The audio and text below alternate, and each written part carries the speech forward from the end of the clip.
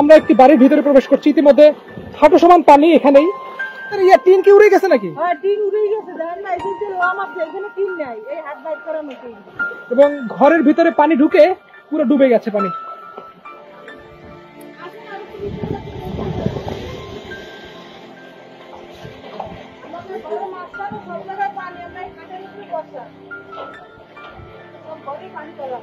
আচ্ছা, আমাদের বাচ্চারা তো ওই বাড়ি দিয়ে সকালবেলা ভাত রান্না করে দিয়ে গেছিল, ওই বাড়ি দিয়ে। আচ্ছা,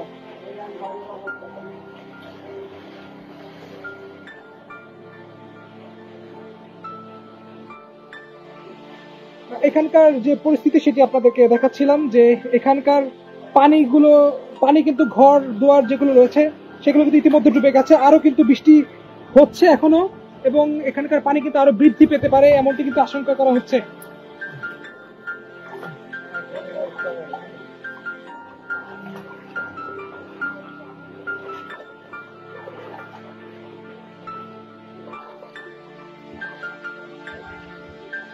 এই পাশ মূলত একটি ঘের, এবং অনেকগুলো ঘের মিলিয়ে কিন্তু একটি বড় ঘের, এবং এই সম্পূর্ণ কিন্তু পানিতে মিশে গেছে এবং মনে হচ্ছে যেন সমুদ্রে পরিণত হয়েছে।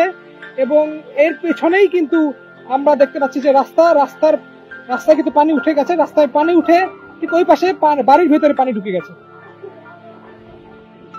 রাস্তাঘাট গেছে তলিয়ে, এবং আমরা দেখতে পাচ্ছি যে রাস্তাঘাটের দুই পাশে ছিল ঘের, এবং অতিরিক্ত বৃষ্টি এবং ঝড়ের পর যখন নদীর পানি ভিতরে ঢুকে যায় এবং এই ঘের কিন্তু ওভারফ্লো হয়ে গেছে, এবং সেই পানি কিন্তু ইতিমধ্যে রাস্তাঘাট অর্থাৎ দুই পাশের ঘের মনে হচ্ছে যেন একটি নদীর মতন পরিণত হয়েছে। মানুষের বাড়ির সামনে তাদের যে গাছপালা ছিল সেগুলো উকড়ে উকড়ে পড়েছে এবং ডালপালা ভেঙে পুরো লন্ডভন্ড হয়েছে, এমনটি কিন্তু পুরো মংলা জুড়ে দেখতে পাচ্ছি।